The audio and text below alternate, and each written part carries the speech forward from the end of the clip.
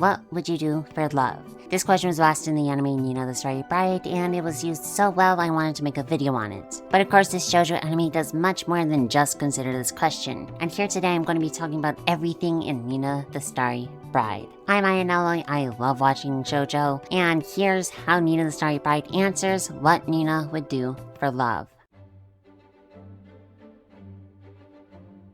The way this anime answers the question, what you would do for love, is in many ways. Through the anime, different scenarios for Nina are set up in which she has to decide if she's going to protect the one she loves or protect herself.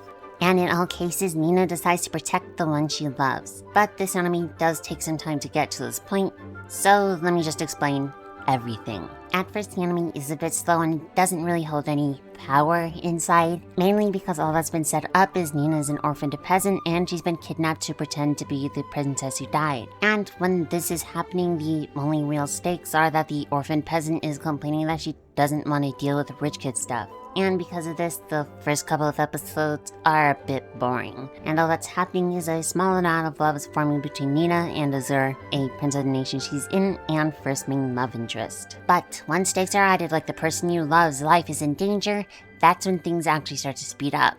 And where the question, what would you do for love, comes into play. It's when she starts putting things up for risk, like her life, to protect the one she loves.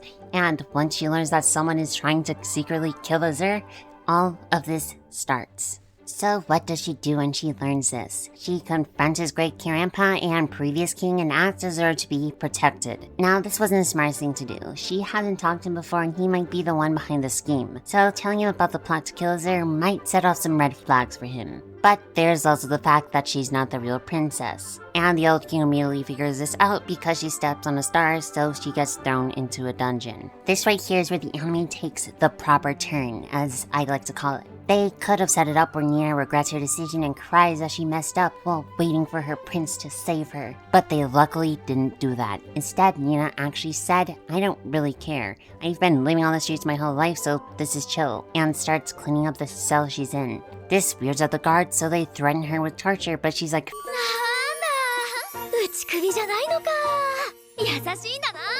which just messes with them more. And eventually she gets released because clearly she doesn't care about being in a dungeon. And what does she do when she gets out?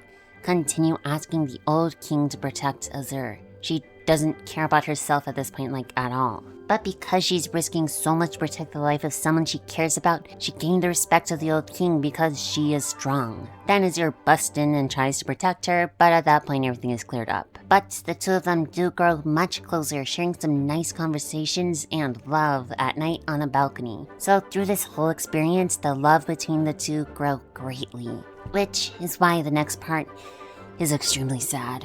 First, she gets confronted by the current king, who is a psychopath and absolutely evil. She learns he is the one trying to kill Azur, and he treats everyone around him as a tool to be discarded. She then actually stands up against his insanity and shows that he can't discard her or Azur, because if he does, she won't marry the prince of a neighboring kingdom who is out for their blood. Which, let me just say, was so boss. Like, that was such a great moment in the anime.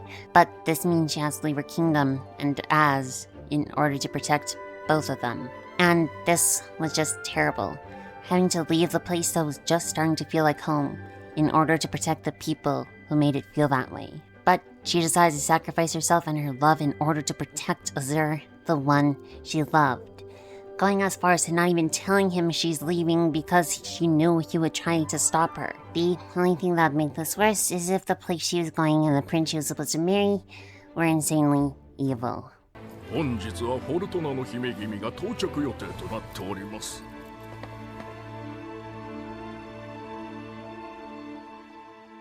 誰? Well, that's bad. The second part of the anime is where the real power and struggle come into play.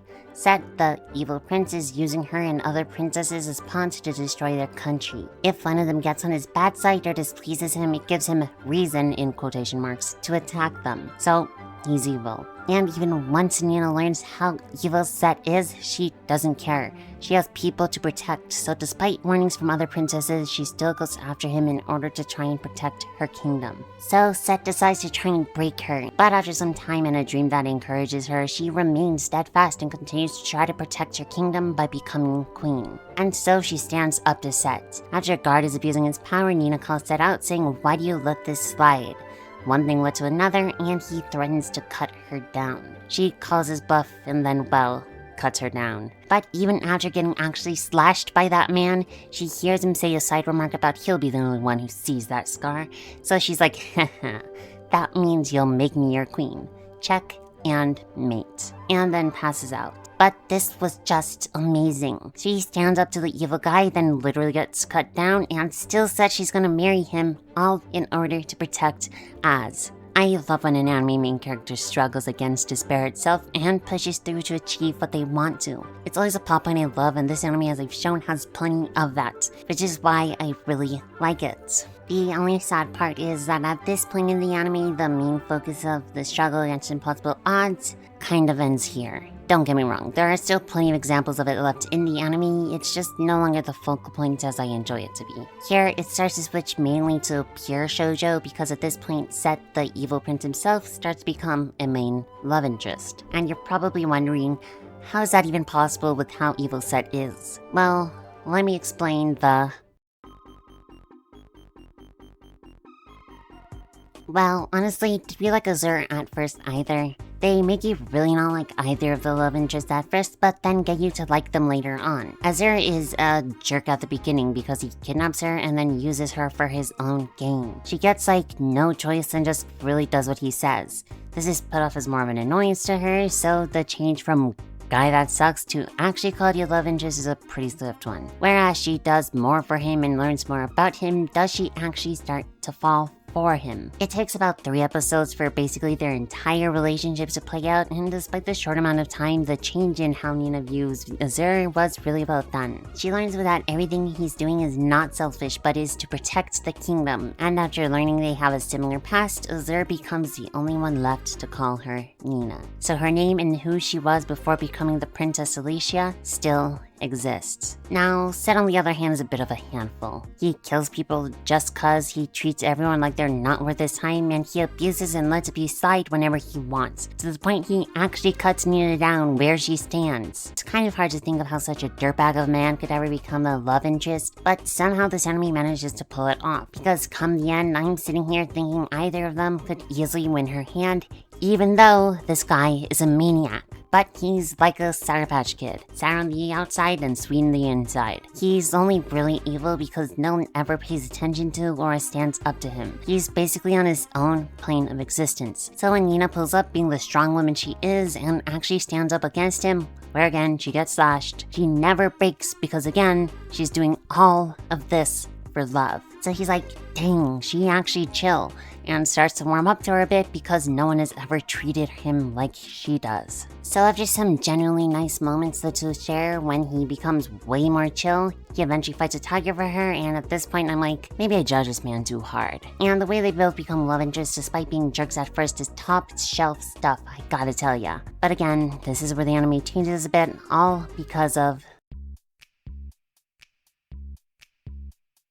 when Set becomes the main love interest, the plot really changes. Most of it is just the other brother trying to win her hand, all the while Set protects her and she learns more about him. It's all quality, don't get me wrong, but it doesn't have as much power as the struggling to protect the one she loves. Because she stops struggling against Set because they just both start liking each other and Set becomes just a chill guy. And because there is no real way to protect Set except for giving him his heart back, the real power in the anime starts to fade again. But the shoujo still shoujos, and let me just say after a few plot twists, the plot does indeed thicken. And though it doesn't have the same power, its strength arrives in an inner struggle where she has to decide how to carry on. Leave and don't become the queen, possibly endangering Azure and abandoning Set, or stay with Set but completely abandon Azure while protecting him. Now this decision gets much harder once she learns that whenever she gets married, her OG kingdom is going to get attacked. So plenty of struggle there with loads of romance. It's not bad, it's just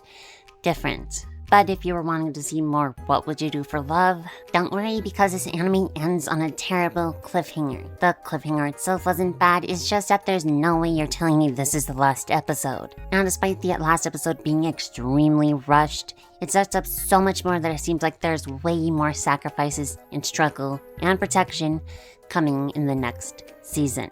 But seriously, this last episode was extremely rushed and ends on just a nuts cliffhanger. I just can't even. But otherwise, I really did enjoy this anime. Plenty of shoujo, plenty of struggle, all in all, quality. So it was a really nice watch. But yeah, that's about it. Hope you enjoyed this video. If you did, you can subscribe if you want. But anyways, I'm Ayanoi, and bye-bye.